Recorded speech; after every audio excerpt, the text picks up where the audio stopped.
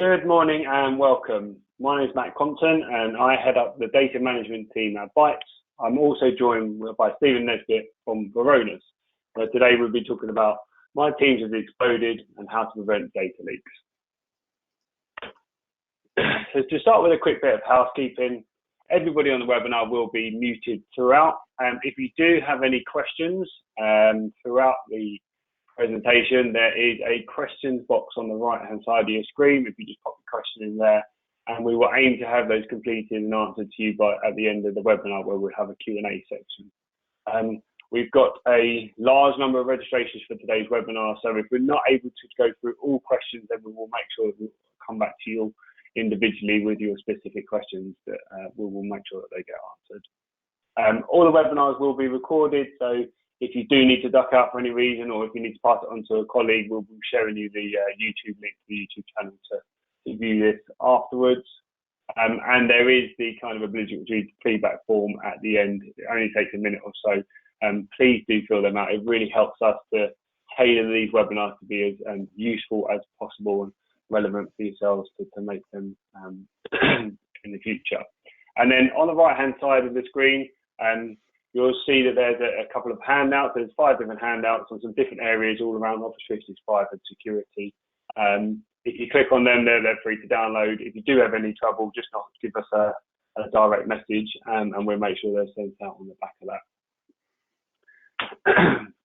So I'm just going to take the next couple of minutes to just put a bit of an intro into the webinar, give you a little bit of an overview of Bytes, and then we're going to pass over to Stephen, who's going to be going through the main content. We find ourselves in an extremely different world to where we were a couple of months ago.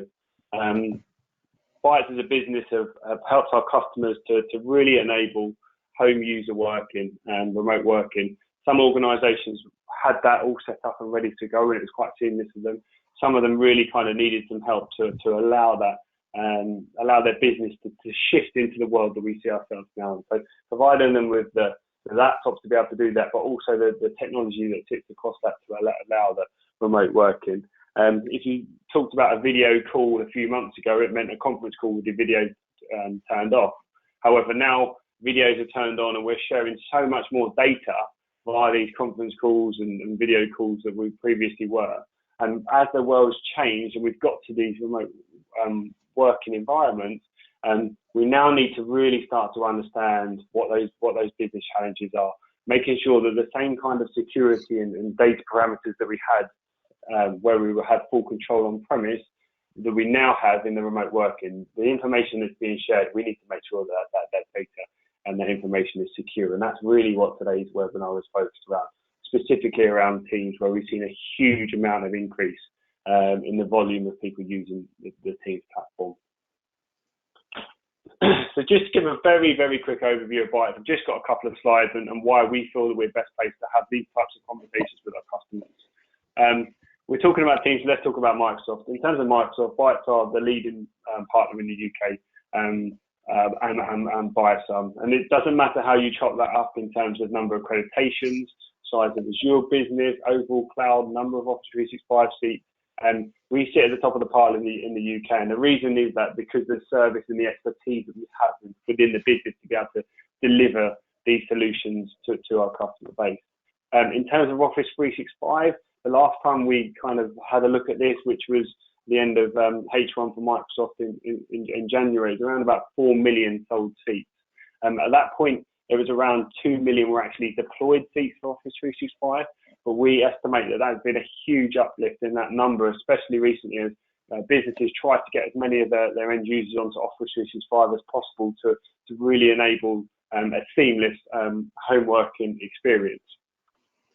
And then when we partner this with the level of expertise that we have within our dedicated security division, it really allows us to help our customers understand what a true secure Office 365 and Microsoft platform looks like, and using best-of-breed technologies alongside the platform and the applications that you get with Office 365 to provide that best-of-breed approach, that secure platform. I'm not going to read anything on this slide at all, but it just kind of gives you the level of kind of expertise that we've got across the portfolio. And if we look at that portfolio specifically in terms of the number of solutions and vendors that underpin the services that we deliver, huge breadth of vendors that we're top tier with, and we understand the environment. Varonis, key partner that we're working with around the data security and understanding the data visibility and levels of classification. So if you put together the credibility that we have around our Microsoft business, partner that with our security expertise, it really, really puts us in an amazing position with our customers to really give you the best of breed understanding in terms of that secure platform. And with that, I'll be back at the end where we do the Q&A session, and I will be handing over to Stephen.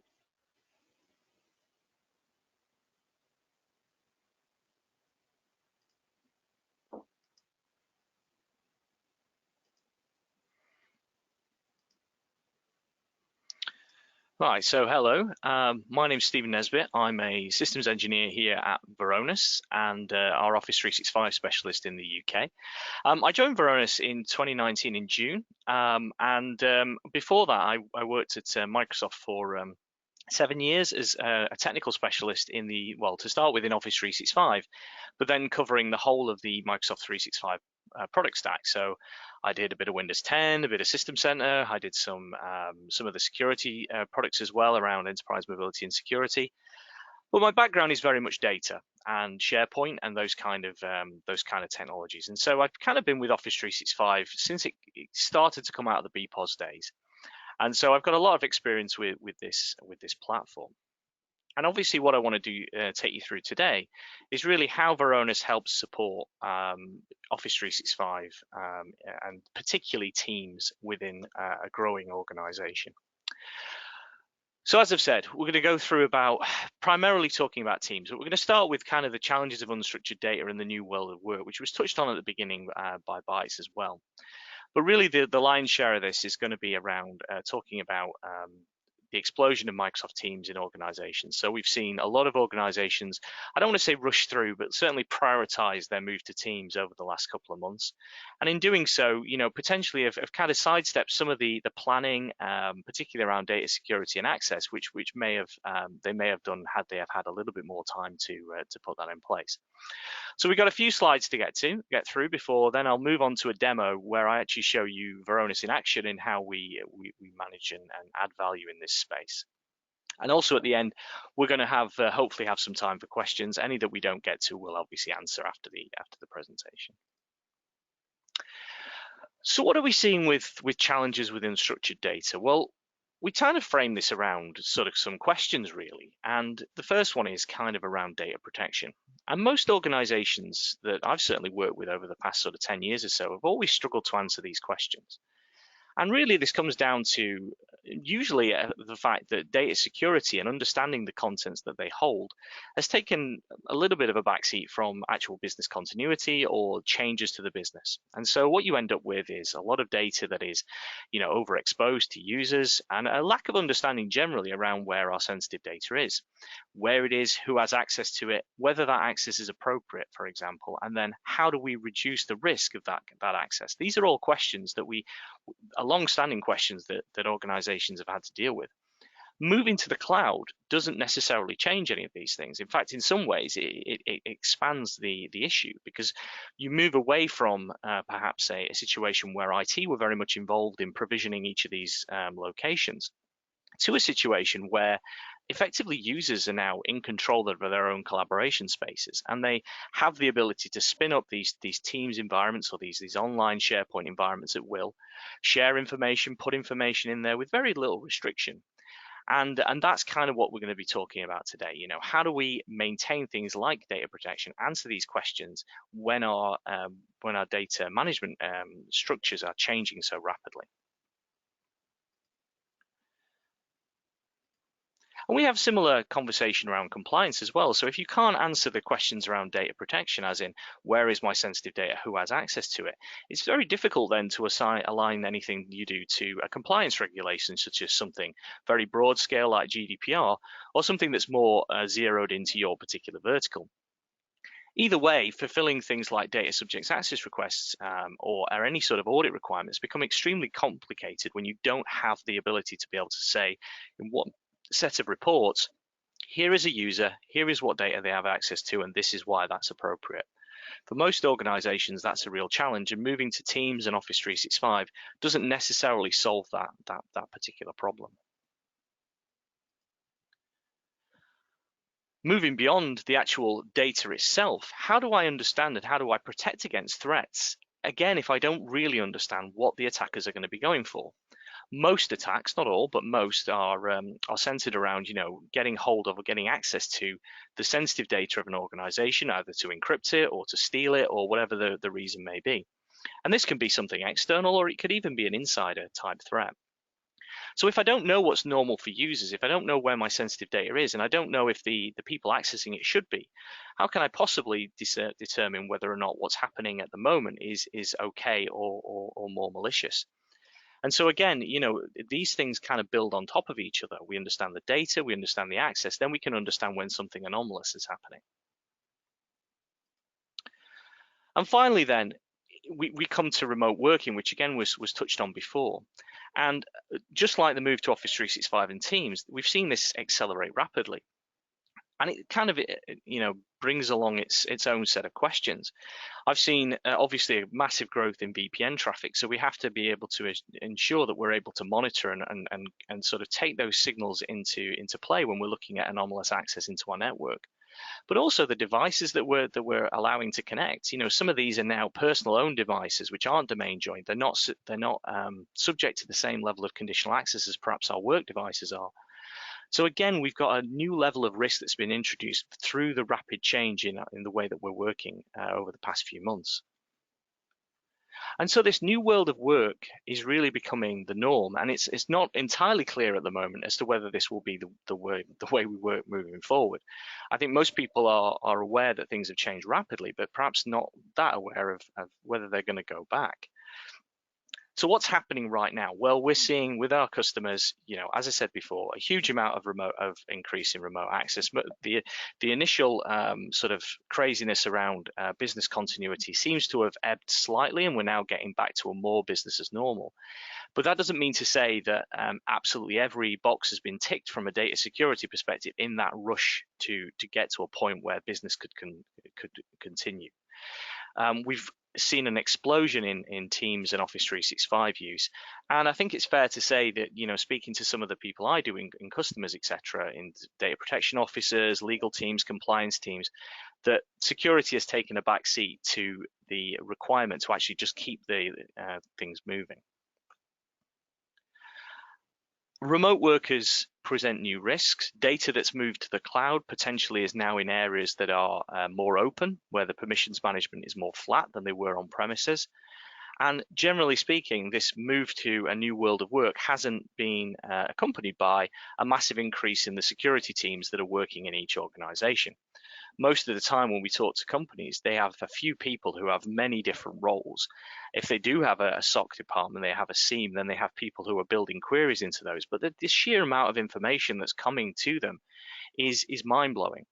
And actually, if you take all of these factors together, more information, more locations, remote working, new environments, data that we don't understand, user access that we're not completely confident is correct, what that means is attacks are more difficult to detect, and ultimately they become more successful.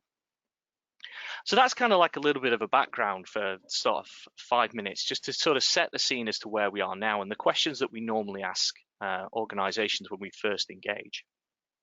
But today we're going to be very much talking about Microsoft Teams, because I think it's pretty much become the go-to platform for powering this new way of work and delivering on this virtual collaboration experience. First thing I'd say is, coming from Microsoft, I was there when it first was pitched and first was floated as a concept, right through to its rollout, through to its major adoption. But I think even I was surprised at the numbers it's now hitting. We're seeing 44 million daily active users within the Teams environment, 3-4 years of growth. And it's a fantastic platform. It gives you a way of taking all of those services in Office 365 and presenting them as a single user interface. But it's not without its issues. It's designed to scale, to spread, and become that default platform, but it's also designed to be easy to use and easy to provision. And because of that, generally speaking, without any interference with IT, it's pretty much flat from a permissions perspective. You get basically an owner and a member groups, and that's pretty much it. And so if you add people into the team, they can see everything else that's into that team. And this is what we're going to be looking at today in terms of that kind of oversharing, those kind of internal and external access problems that we see as people push out Microsoft Teams environments. Now, most of you are probably aware of this, but Microsoft Teams effectively uses the underpinning structure that was already there in Office 365. So it doesn't really add in its own backend data store or anything like that. It's effectively just leveraging the platforms that were already there. But again, it's a challenge in that regard as well, because some of these platforms are very well developed, have years or even decades of development behind them. Some of them are quite new. And Teams effectively is using Azure Active Directory and Office 365 groups to effectively bolt these platforms together. And because of that, we do see some issues with the sort of complexity of how Teams actually runs within the environment. It's certainly not easy necessarily to keep an eye on exactly what's happening in each team, for example, who has access across multiple teams. And it's really not easy to report on that and ensure that any file that's in a particular team is only being accessed by the correct people. So what Varonis are really looking out to do here is enable Microsoft Teams. We want you to be able to utilize this platform and get the most out of your E3 or E5 or whatever licensing that you're using from Microsoft, so that you can feel confident in pushing this out to your users, while understanding that you have a view on the data that's in there, the sensitivity of that data, the user access, and anything else that you think is important. Now, Teams, as I've said, provides and promotes this idea of self-service creation. And so when I was looking into this recently, I think it's fair to say that on average, a user may create a new team sort of once a month. It obviously depends on the users, but obviously as an average.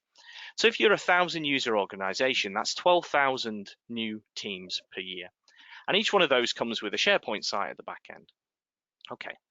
Now, Microsoft have also rolled out a feature called private channels. And what private channels enables you to do is take a subset of the users in the team. So say there's 10 people in our team, take 5 of them, put them in a private channel, and then only 5 people can see the content in that private channel.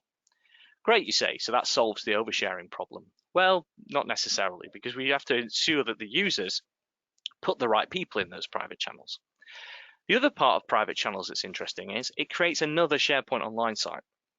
And you can have up to 30 of these per team. So if we take it on the easy side and we assume that each one of our 12,000 teams that we create has one private channel, that's 24,000 SharePoint sites per year in your environment. And so given that Teams is likely to become the go-to platform for your digital transformation, this move to such hyper scale is part of the problem. Managing teams with the native tools in Office 365 is reasonably okay when you have 10. When you have 10,000, it becomes a lot more difficult, and that's really what we're going to be talking about today.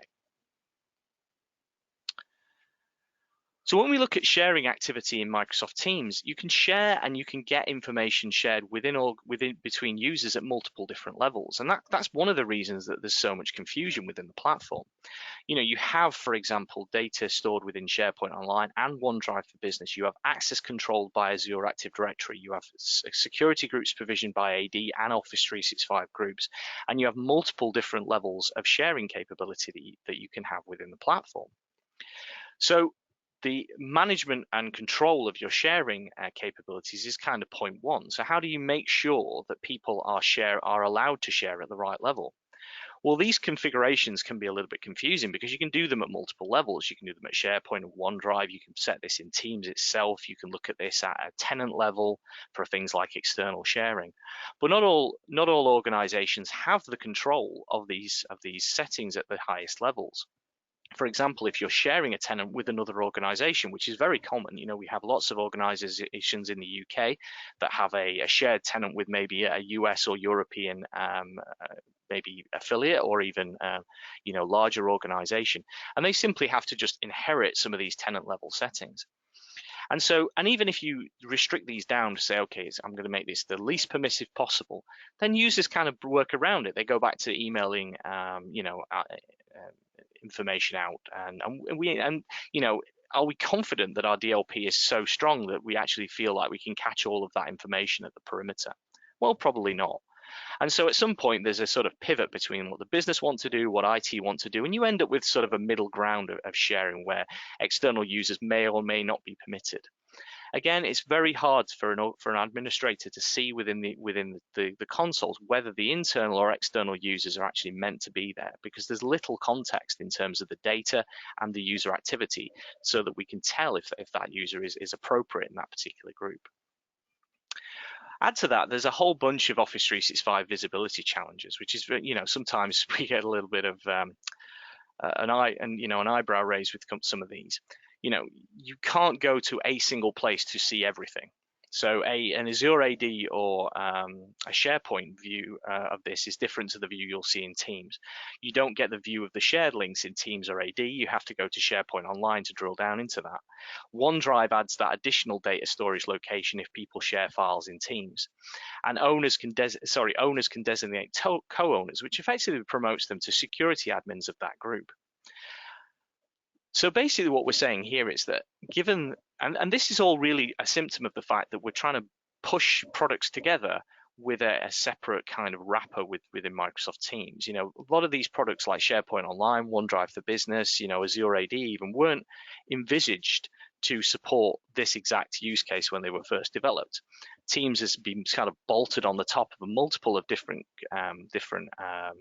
technologies, and now what we see is gaps appearing between the view of certain different areas. I mean, the most glaring probably is private channels, which aren't even visible at all in the admin center by design. So if you're a SharePoint admin, you can't even see those private channels and the data within them.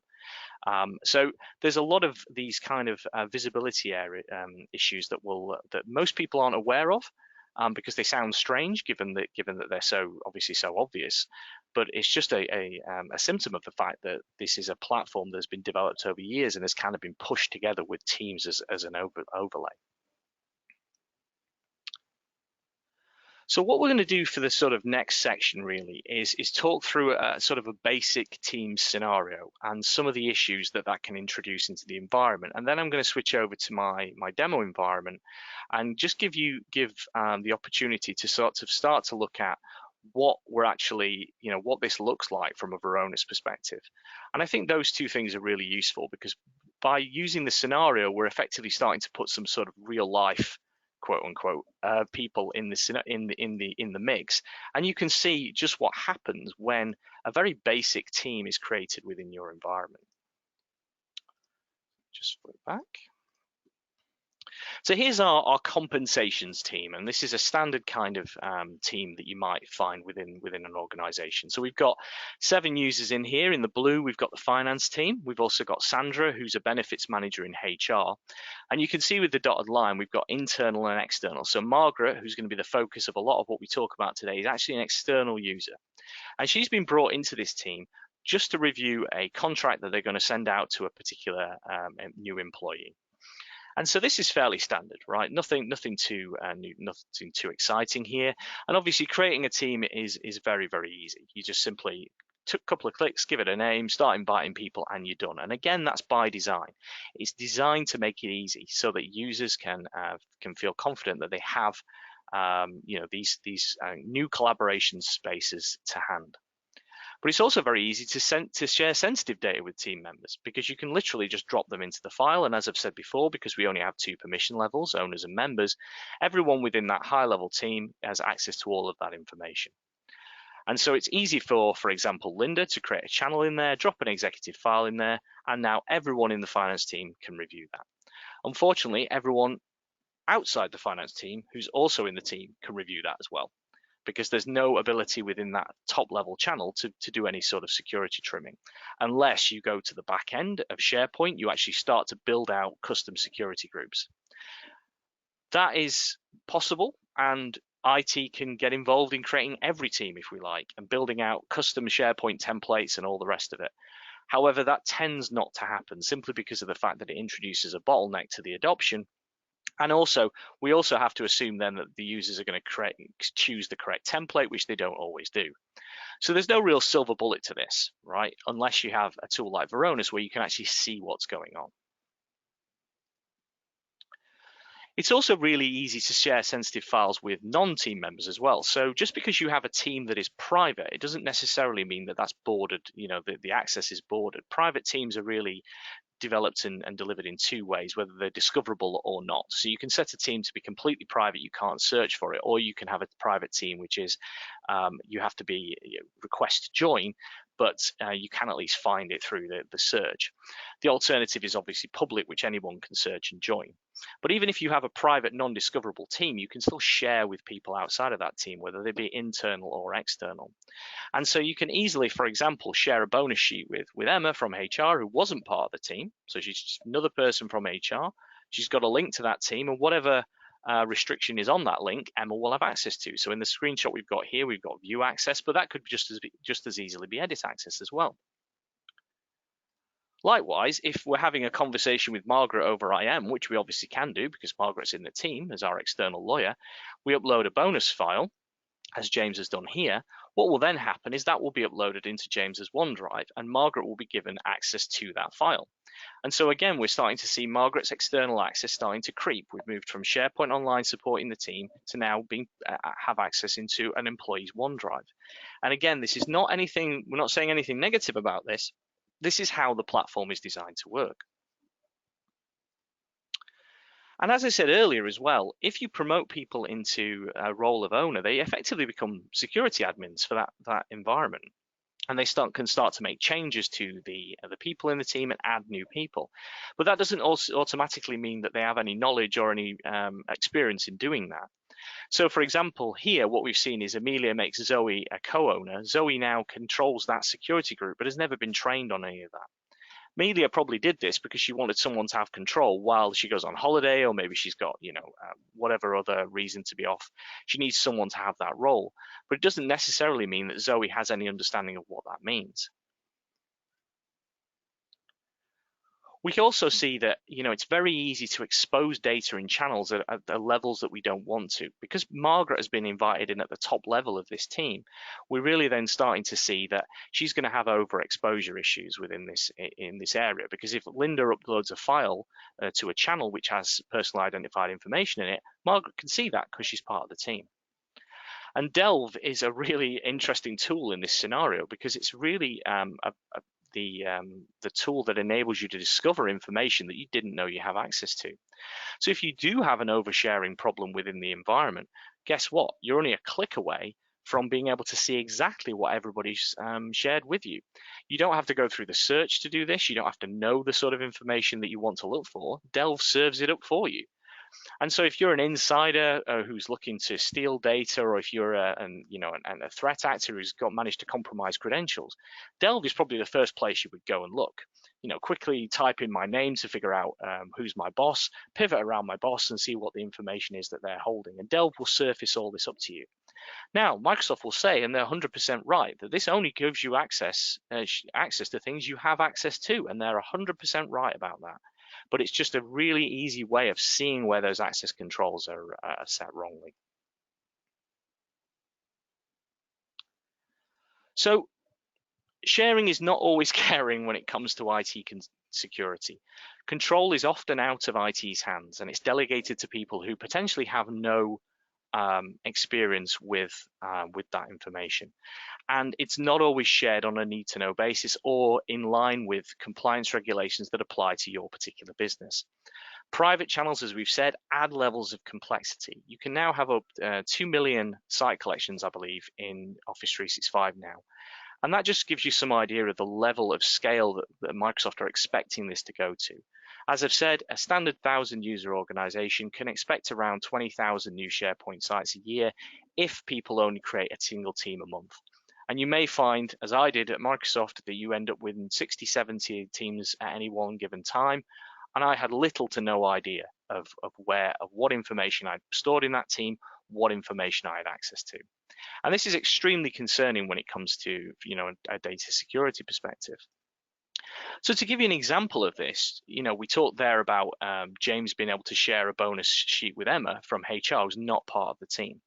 So this is an internal share. So this is staying within the organization, but Emma has been shared, is not part of our compensations team, but she has now got a link. But if we look in Azure Active Directory, we can't see her. So there's no visibility of Emma within that Azure Active Directory group, and that's because she isn't part of the team. We can't see Emma in Teams for the same reason, because she's not part of that team.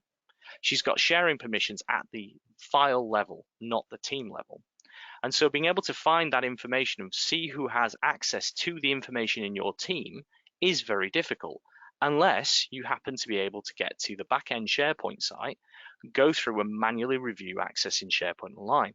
But of course, you don't necessarily then have the ability in SharePoint Online to see who are members of the team. You have to go back to the team or Azure AD to paint the picture again. Again, this is only a problem if you have a large amount of environments. And so it's very much a problem that we see growing as the Teams platform gets more and more used, and we see that kind of acceleration. Likewise, you can also share at the SharePoint site level. So you can actually take the SharePoint site, whether it be the one for the private channel or the one for the main team, and actually share that internally as well. And so this, again, it gives you all these different levels of ways to control sharing. You can share at the site, the folder, the file level. And this is very different from the way that traditional on-premises file shares were created. We're democratizing this creation of these locations and pushing this information out from that location. So to summarize, there's a whole host of visibility challenges within Teams, and they become more and more problematic as the scale increases. No centralized visibility and control really means that you can't answer those questions we started with. Okay, where's my data? Who has access to it? Is that access appropriate? And what's the probable issue with someone having access to that data? Also, can we track if an insider is suddenly accessing Teams or suddenly starting to pull data from these locations, or has been added into multiple public teams himself that he's never had access before? All these kind of things are extremely difficult if with the traditional tools in Office 365. So what I'm going to do now is flick over to a demonstration, because what I want to do is show a little bit about what this view looks like from a Varonis perspective. But I just wanted to flick back to just keep in mind this sort of set of actors that we've got within our compensations team, because that's very important in terms of who we have, who the people are within our particular scenario, because I want to focus on them as we go through. So this is our compensations team. As we said, we've got the 6 people who are internal with finance and HR, and we've got the 1 external person, Margaret. Now, I am well aware that you can restrict external access and block those out, but I think most organizations now are seeing that external access actually has benefits over, for example, sending out attachments with information. And so we're seeing more and more external use being put into organizations. So what I'm going to do is I'm just going to flick over to my second screen, which I'm hoping you can see okay. I'm sure one of our co-presenters will tell me if not. And this is my web UI from the Varonis standpoint. And basically what I can see here is a number of things. So first of all, I can see my saved search, which is the permissions changes within a particular time frame across my 4 servers. So in this case, I'm actually looking at SharePoint Online, OneDrive for Business, Exchange, and Azure Active Directory. And I'm also looking at particular values within this environment. So I'm looking where users and groups were added. So this is the kind of search I would be able to do and schedule if I wanted to have a really clear understanding of what was being created within my environment. Now, as you can see here, I'm actually pivoting by username. So Amelia, of course, was our main user, and also Linda. So I might want to pop into here and actually go over to event by user. I'm actually going to remove Linda because I don't need Linda. I'm going to rerun my search. And this really gives you some idea of the power of Varonis. I can go in and pivot by multiple different pieces of information here to start to build out exactly what I want to look for within my environment in my saved search. But in case here, I've got my search, my results. Here's the timeline from when they happened, and I can drill down and I can see all of the different permissions that were added into Azure Active Directory, whom was added and to where, and I can see they were added into this compensations group. I've also got my refiners on the left-hand side here, and I can look by type, for example, the group members added and group owners, but I can also see that I've had a single user added as well. And if I drill down here, I've got my external user here, Margaret, and I can see very clearly that she's actually external and the address that she's using to authenticate with. So an external user in our parlance is someone who is, well, in Microsoft's as well, is someone who's an active, basically has been recorded in Azure Active Directory. So they have to authenticate through whatever email address they use to authenticate in the first place each time they want to gain access to the team or the file or whatever level of sharing that they have. So that gives me a full view of what's happening with Azure Active Directory. And again, these are reports that you could run on a regular basis. So you could run a report to say, okay, tell me every time someone creates a team with an external user added to it. So we can start to see a little bit more understanding of what's going on. Likewise, I've got full visibility into what's happening within the SharePoint side as well. So this time I've got multiple SharePoint sites being created over my search period. This time I've expanded out the values a little bit. So I've added a whole host of other, criteria that I want to look for. So I want to tell me when files are shared, when invitations are created, when folders are accessed, all these kind of things that I want to understand about my SharePoint environment, I can pull into these saved searches. I can also do nice things like, for example, move this up here to actually pivot around the specific information that I require. So I can go down here, for example, look at my compensations team, filter out all the rest of the noise and say, okay, well, actually in my compensations team, this is what happened. And this is a standard sort of set of permissions that you would expect when a compensations group was created at the back end. So that's all well and good, and that gives us the reporting and the capability to report and alert on as well, and we'll get to alerting a little bit later, the actions that happen when new environments are spun up and created. But maybe I want to look at things that aren't just, around the actual creation of the site. I want to look at the content as well. And this is where Varonis becomes incredibly useful, because Varonis has industry-leading classification, and we can do this both on premises and in the cloud. So all that information that's added into Microsoft Teams, we can classify that against either out-the-box type criteria such as GDPR or PII, or also things that are more specific around a particular industry. So, if you're working with the NHS, it could be, patient numbers or record numbers or anything like that. If you're working in oil and gas, it could be patents or location information, those kind of things. All that information we can pull into here. And then what I can do is I can pivot the same sort of searching around, show me where most of my sensitive information is. And so we see here that our top hit for sensitive data is actually our white paper here with business case for data governance. And we can see that that's actually been shared by an anonymous logon. Anonymous logon, or public link, depending on where you look in Microsoft's terminology, is basically a link that anyone who has access to the internet can get the information for. And again, this is something really important to understand when we talk about Office 365 and Teams, is understanding what different types of links there are. There are ones that are completely open, like our anonymous link here, where literally anyone with that link, whether it's been sent to them on an email to 1 million people, all of whom have access to that information, right up to internal only links that only allow view permissions. All of these things can be set within the environment, some as defaults and some as selected by particular users. But again, it may be that an anonymous logon is completely appropriate in this case, because we've got a white paper here, something that we may want to get out publicly. But again, we need to be aware that that does contain sensitive data. One of the nice things about Varonis as well is I can then pivot around the information around my anonymous logon. So if maybe I want to get a little bit more understanding about it, all of the information that Office 365 provides is in one place. I can then do really clever things like, for example, add any of these criteria to the search.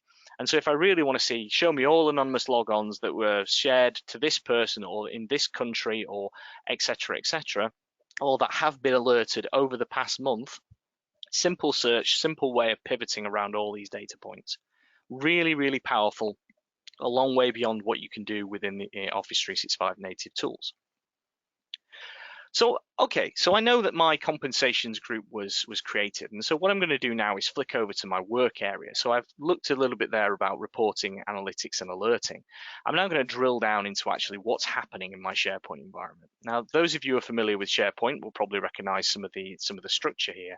But because in my demo environment, everything is created from a team, all my SharePoint locations are going to drop into this sites here.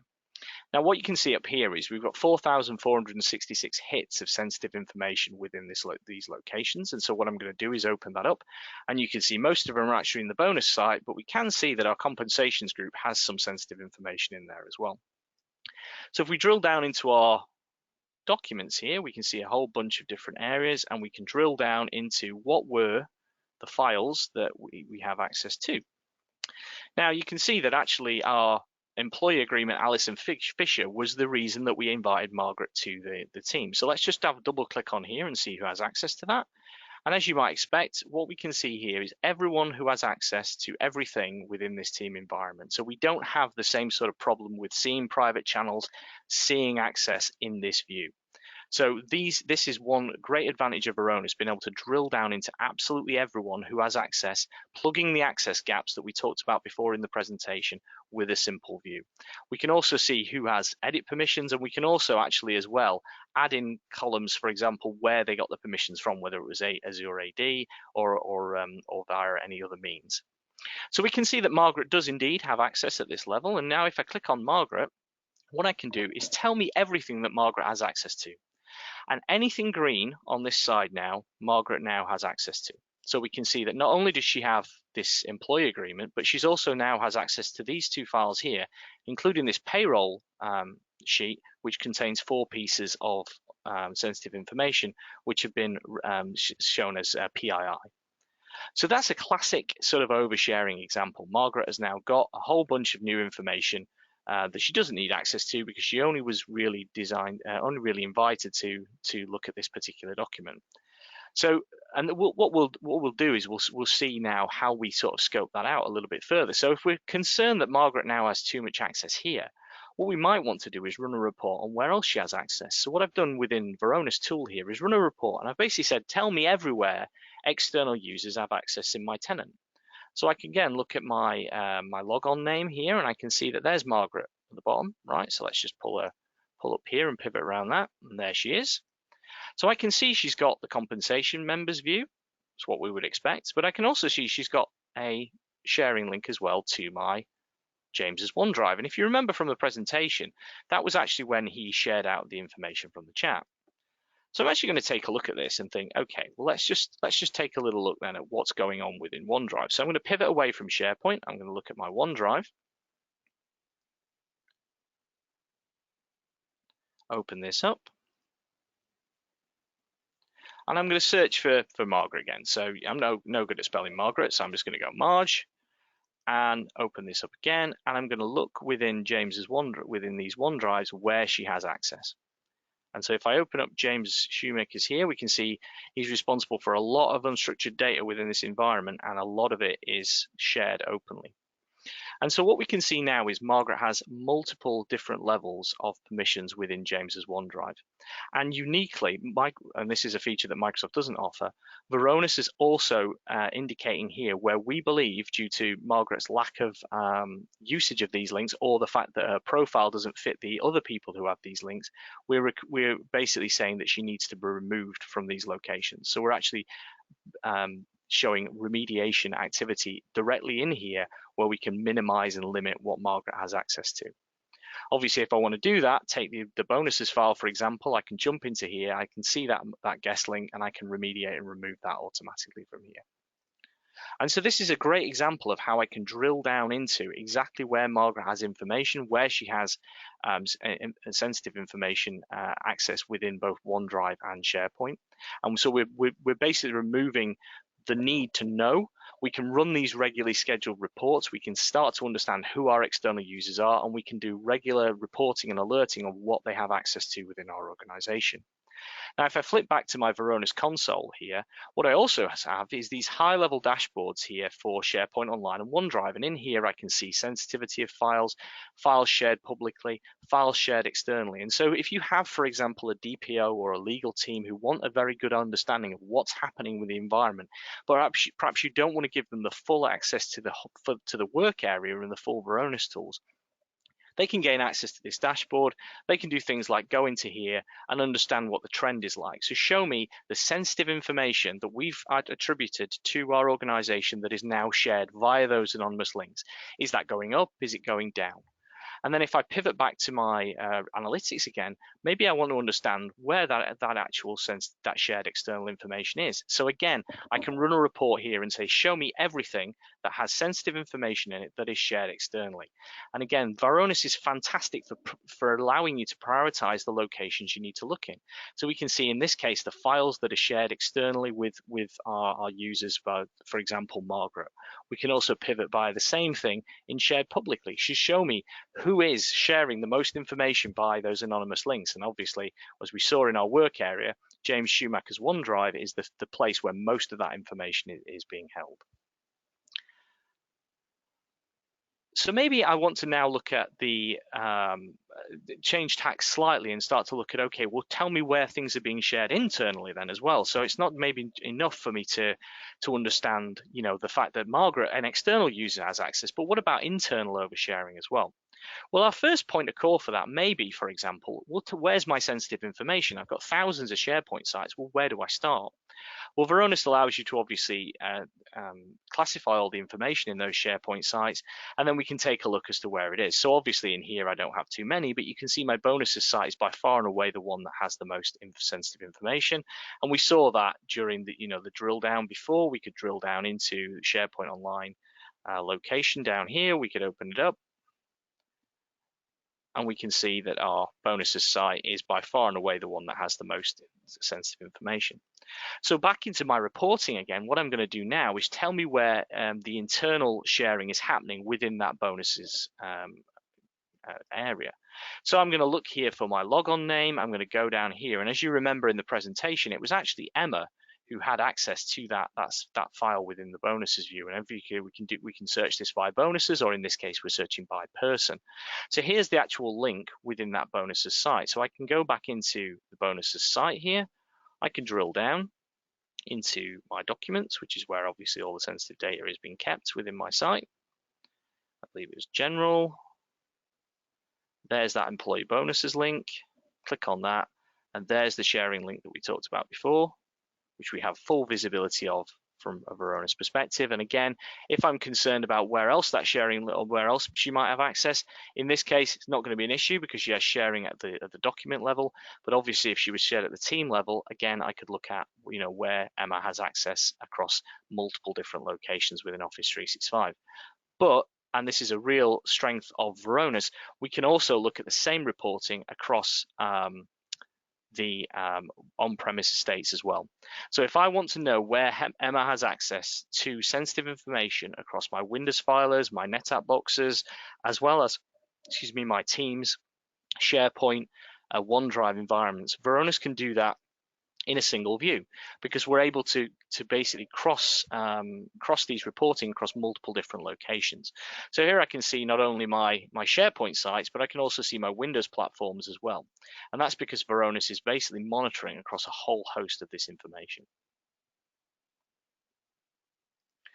Back up to the top, and the last thing I'll talk about just before finishing up here on the demo is that we really have then the ability to look at alerting across all this. So because we've talked there a little bit about the alerting around the files that have been added and sensitive information that's been added. But we can also add user behavioral analytics to this as well. So we monitor for things like, for example, files shared externally. So for example, where Zoe here has an issue with the alerts that have been coming in, it's been primarily down to the fact that she has accessed sensitive data she's never looked at before.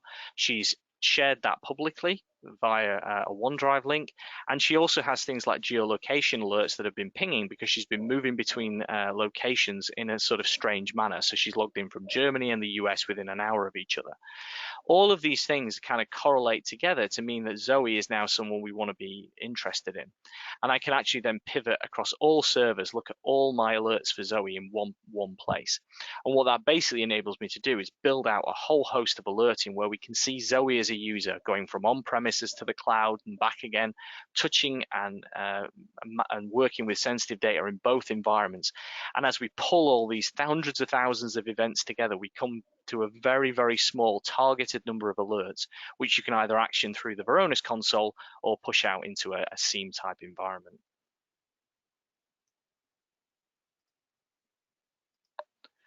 So what I'm going to do now is just flick back to my other screen quickly. Hopefully that's changed over.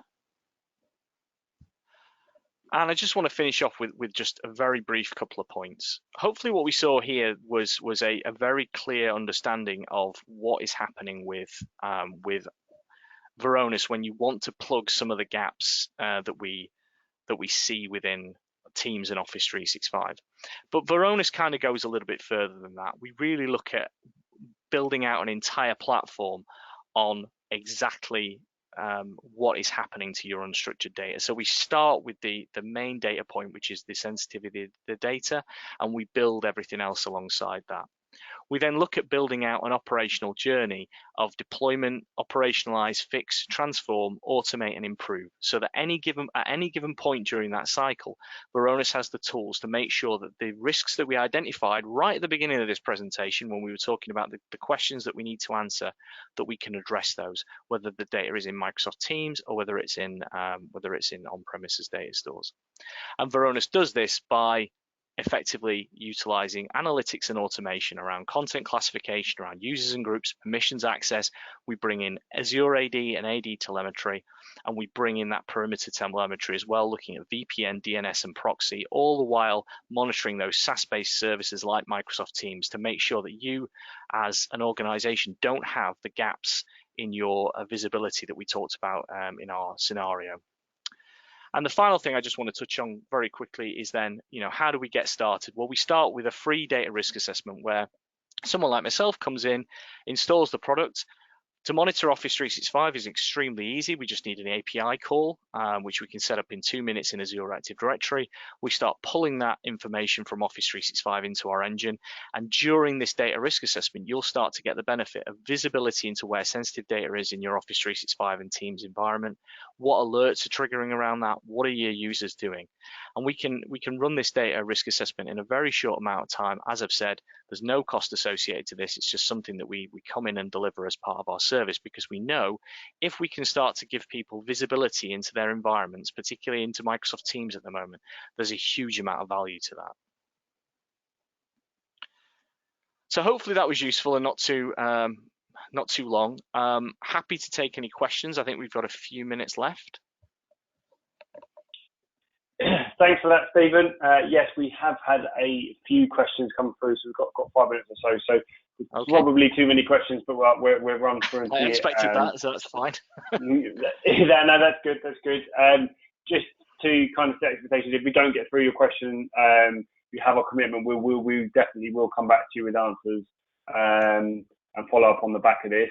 If you have anything specific that you want to learn more about or go into more details, then there is an email on the screen right now. Tell me more at bytes.co.uk. Pop any wider queries into that. If you want to look at the assessment, for instance, drop an email into that, or your account manager if you know who they are. So quickly, let's run through these questions for the last kind of 5 minutes or so. So first question: if we have Varonis Data Advantage monitoring on-premise Windows file stores, what can we add to extend to coverage to include Teams? Yes, so there's a couple of things. So to do what I've been doing here today, you would need the Varonis module for Data Advantage for SharePoint and OneDrive for Business. They're kind of bundled together to give you that Teams backend data storage that we talked about. You would also need the data classification for that platform as well. So we'd go through and classify the information. You don't mention whether you were using the data alert suite as well, but in order to get the visibility of all the analytics and all the alerting, you would need the data alert suite as well.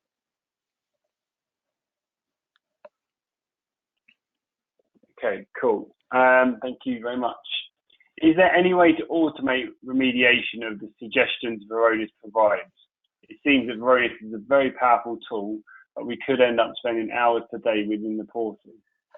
Yeah, so this is something that we're aware of. As things stand at the moment, remediation is manual. Obviously, if you notice, if you report on a number of remediation steps, there may be something you can do a more scripted level.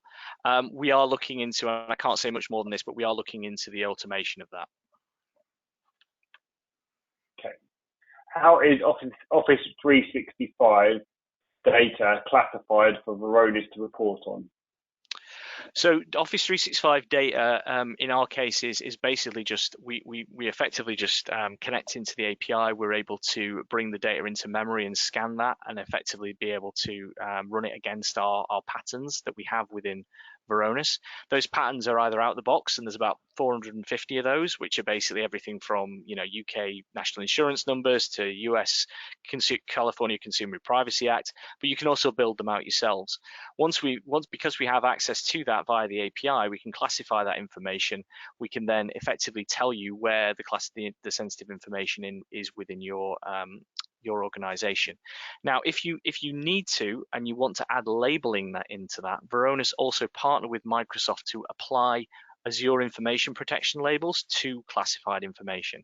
So if we find a piece of classified information, you can report on that and then add the Azure information protection label, which will mean that then if your users access that through, say, a client like Office, they'll see that is now classified as confidential, for example. Thanks. How many of the Varonis modules would be needed to cover all the views in the demo? So you would need, so for Office 365, there is the Data Advantage client for Office 365. So that really gives you the SharePoint and OneDrive capabilities. We didn't really touch on Exchange too much, so I'll leave that out. That gives you the back end of Teams. You'd need the Data Alert Suite and Data Analytics Suite, which again is one product, and you'd need the Data Classification View as well. So basically those three modules. Okay, brilliant. Thank you. This one is coming. Where do you collect data from, i.e. activity logs, log analytics, etc.? It's all via the APIs. So you can see, obviously, we just basically read the logs that Microsoft provide from the APIs. What we then do is then use our tools to effectively start to build out user behavioral analytics profiles around those users based upon that logging information. Okay, thank you. I noticed that Varonis is able to categorize data based on sensitivity of data contained in documents. Does this create another source of data leak, as Varonis is now accessing our sensitive data? Well, I would say, one, we don't obviously keep any of that data. There's no human eyes on it, and as I said, once the classification process is completed and we know what that data is, we don't hold that data in our service at all. We obviously just need to see it for that process of classification. We would only then look at it if anything changed on that document, and we know about those changes from the data log. The other side of it is Varonis is a completely on-premises solution, so nothing comes out of Varonis to any other service on the cloud. We can, if you like, work with you to pull Varonis logging information so we can help you with obviously the health of the system. But as things stand, if you want Varonis to be completely on your network and never touch anything else apart from obviously the areas that we need to get to Office 365, then we can do that. So the risk of any sort of data leakage is minimal. Okay, brilliant. And one last question, and apologies if you haven't had your question answered. We will absolutely come back to you after the webinar. Does Varonis work with Azure Information Protection, where I have already used the confidential label to report on what's happening within the data? So it does in a degree. So on premises, we can automate that process. So if you have data on premises that you want to move to Office 365, and we classify it, say, as confidential, we can sync that up to your Azure Information Protection label that is confidential, and automatically write that ID into the metadata of the document. Where a document is in the cloud and it's already been labeled as confidential, unfortunately we can't change that. What we can do is either skip it and tell you that or tell you that it's been labeled, or we can classify it and tell you that labeling is incorrect, but we can't automatically change the label. Okay, brilliant. Thank you for that. And thank you for your support on today's webinar. No problem. That was useful for everyone. I certainly found it very useful. I'm sure everybody else did. As I say, there is feedback forms. Please do fill them in, whether it's positive, negative, constructive. It's all very valuable to us. So thank you for joining. I hope you found it useful and look forward to seeing you on the next webinar. Thank you. Thanks, everyone. Bye.